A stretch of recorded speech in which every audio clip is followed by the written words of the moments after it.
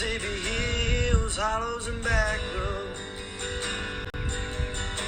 Welcome back to another edition of Mississippi Hills, Hollows, and Backroads. I'm your host, Jay Hall, and I would like to give a special shout out to my friend JT McCaffery for playing my intro music.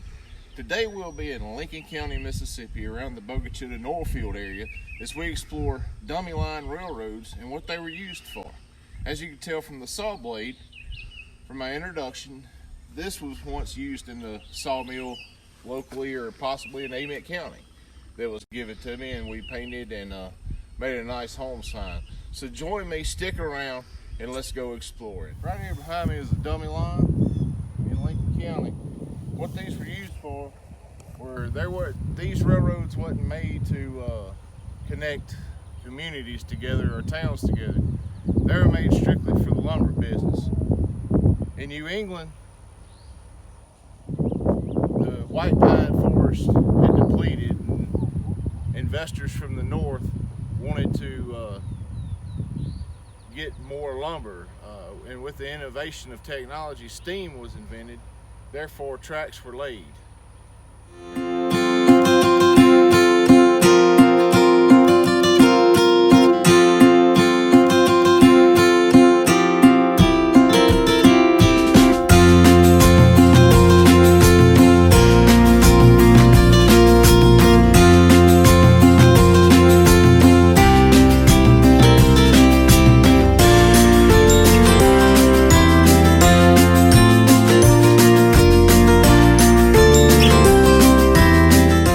By the year 1907, there was over 5.5 million acres logged through these dummy lines.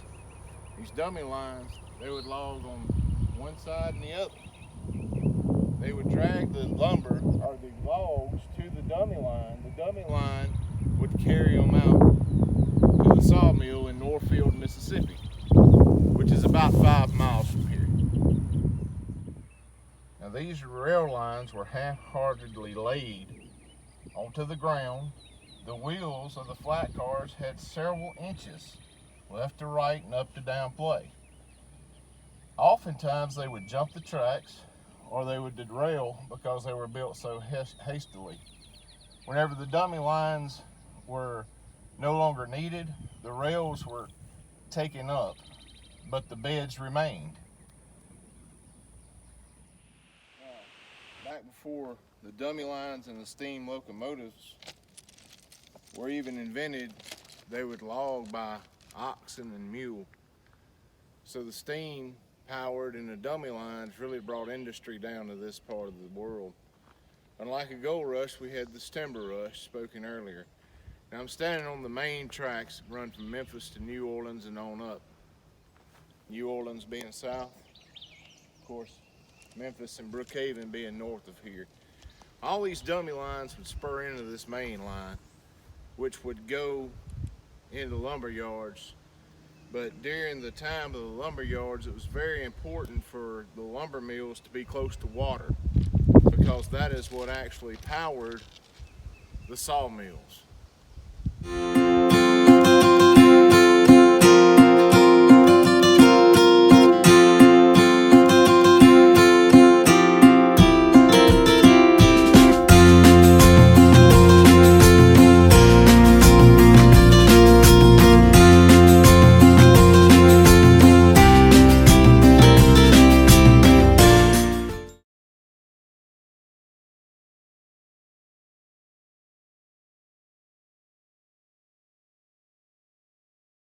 Now the steam locomotives that we know or have come to believe in and know about history run on coal.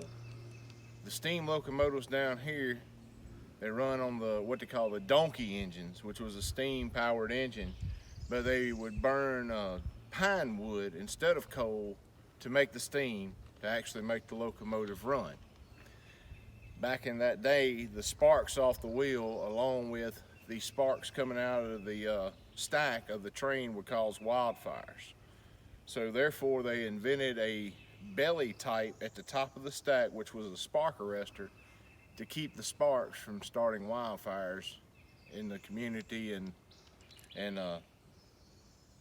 out in the country, just to keep from burning down everybody's homesteads and pioneer sites back in the day.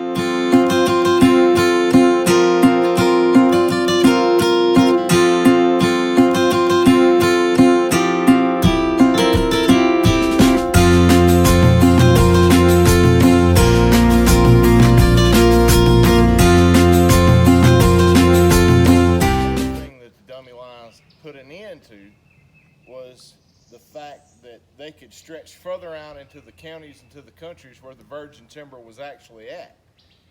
And back before the steam locomotives and the dummy lines were even here, what they would do is they would build log rafts and put the rafts in the river and float them downriver to where the sawmill actually would be.